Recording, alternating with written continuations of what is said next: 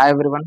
ఈరోజు మనము డిఎస్సి సిలబస్లో భాగంగా మూర్తిమత్వం అనేటువంటి టాపిక్పై కొన్ని ప్రశ్నలను ఒకసారి మనం చూద్దాము. సో ముందుగా ఫస్ట్ క్వశ్చన్ చూద్దాము. పర్సనాలిటీ అనున్నది ఈ భాషా పదము అనేది ఇవ్వడం జరిగిందనమాట. సో పర్సనాలిటీ అనేది ఏ భాషా పదము అంటే పర్సనాలిటీ అనేది ఆంగ్ల పదం అనమాట. సో పర్సనాలిటీ అనే పదం ఏ భాషా పదము అంటే ఆంగ్ల భాషా పదం. సో ఆప్షన్ 1 అనేది కరెక్ట్ అనమాట. సో సెకండ్ క్వశ్చన్ చూద్దాము. పర్సోనా అనున్నది ఈ భాష నుండి ఉద్భవించినది అనేది ఇవ్వడం జరిగింది. సో ఆప్షన్స్ చూడండి, గ్రీకు, జర్మనీ, లాటిన్, ఫ్రెంచ్ అనేది ఇచ్చాడు. సో మనకు పర్సోనా అన్నది ఏ భాష నుండి ఉద్భవించింది అంటే పర్సోనా అనున్నది లాటిన్ భాష నుండి ఉద్భవించిందండి. పర్సనాలిటీ అనేది ఆంగ్ల పదం అయితే పర్సోనా అనున్నది మాత్రం ఎక్కడి నుంచి ఉద్భవించింది? లాటిన్ భాష నుంచి ఉద్భవించింది అనమాట. మరి ఈ పర్సోనా అంటే లాటిన్ భాషలో ఏమో ఒకసారి చూద్దాం. సో ఇప్పుడు సెకండ్ దానికి ఆన్సర్ ఏమవుతుంది? 3 అవుతుందన్నమాట. మరి పర్సోనా అనగా అర్థం. సో థర్డ్ క్వెషన్, పర్సోనా అనగా అర్థం ఏంటి అంటే పర్సోనా అనగా ముసుగు అనే అర్థం అన్నమాట. సో లాటిన్ భాషలో పర్సోనా అంటే ఏమని అర్థము? ముసుగు అనే అర్థం అన్నమాట. నెక్స్ట్ ఫోర్త్ క్వెషన్ చూద్దాము. ఓకే, ఒక సన్నివేశంలో ఒక వ్యక్తి ఏం చేస్తాడో ప్రాగుక్తీకరించడానికి దోహదపడునది మూర్తిమత్వం అని తెలిపినది. ఓకే. సో ఈ నిర్వచనం ఎవరిచ్చారు? సో ఇక్కడ మనం ఏం గుర్తుపెట్టుకోవాలి అంటే సో కీవర్డ్ ఏమంటే ప్రాగుక్తీకరించడానికి దోహదపడునది అనే మనకు ఈ కీవర్డ్ కనిపించిందనుకో ఎగ్జామ్‌లో, మనం ఎవరిని ఎంపిక చేసుకోవాల్సి ఉంటుంది? ఏ ఆప్షన్‌ని సెలెక్ట్ చేసుకోవాల్సి ఉంటుంది?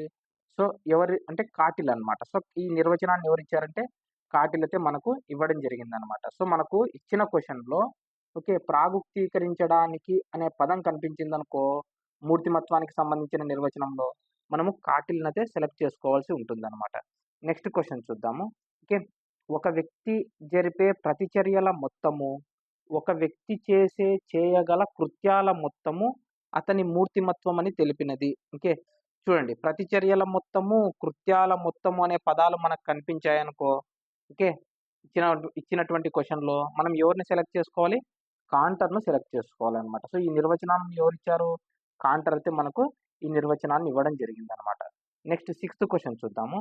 వ్యక్తి నివసించే సంఘంలో ఆ వ్యక్తి పాత్రను, హోదాను నిర్ణయించే లక్షణాల సమైక్యం అతని మూర్తిమత్వం అని తెలిపినది. ఎవరు? సో మనం ఏ కీవర్డ్స్ గుర్తుపెట్టుకోవాలి? వ్యక్తి, పాత్ర, హోదా అనే పదాలు మనకు కనిపించాయనుకో మనం ఎవరిని సెలెక్ట్ చేసుకోవాలి? ఈడబ్ల్యూ బర్జెస్ అన్నమాట. సో ఈ నిర్వచనాన్ని ఎవరిచ్చారంటే ఈడబ్ల్యూ బర్జెస్ అయితే మనకు ఈ నిర్వచనాన్ని ఇవ్వడం జరిగిందనమాట. సో నెక్స్ట్ క్వెషన్ చూద్దాం. ఓకే. సో మూర్తిమత్వం అనగా వ్యక్తి యొక్క లక్షణాంశాల గుణాత్మక నమూనా అని తెలిపినది. సో గుణాత్మక నమూనా అనే పదం మనకు కనిపించిందనుకో సో మనం ఎవరిని సెలెక్ట్ చేసుకోవాలి? ఓకే. సో ఈ నిర్వచనాన్ని ఇచ్చింది జేఎఫ్ బ్రౌన్ అండి. సో జేఎఫ్ బ్రౌన్ అయితే మనకు ఈ నిర్వచనాన్ని ఇవ్వడం జరిగిందనమాట. సో నెక్స్ట్ క్వెషన్ చూద్దాం.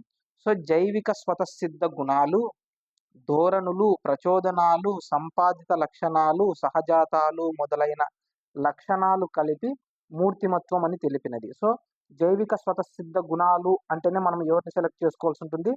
ప్రిన్స్ అయితే మనకు ఈ నిర్వచనాన్ని ఇవ్వడం జరిగింది. So option 1 is the correct answer అన్నమాట. సో నెక్స్ట్ క్వెషన్ చూద్దాం. ఓకే, నెక్స్ట్ క్వెషన్ చూద్దాము.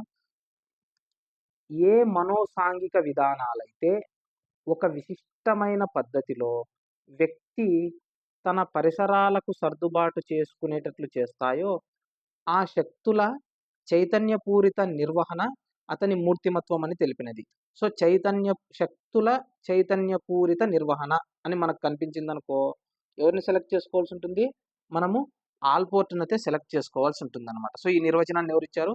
ఆల్పోర్ట్ అయితే మనకి ఇవ్వడం జరిగింది. ఓకే. సో నెక్స్ట్ చూడండి. నెక్స్ట్ క్వెషన్ చూద్దాము.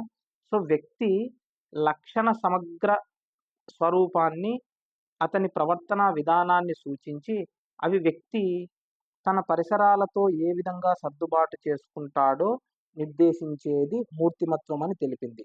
సో లక్షణ సమగ్ర స్వరూపం అని కనిపించిందనుకో మనం ఎవరిని సెలెక్ట్ చేసుకోవాల్సి ఉంటుందంటే హిల్గార్డ్ అయితే మనకు ఈ నిర్వచనము ఇవ్వడం జరిగిందనమాట.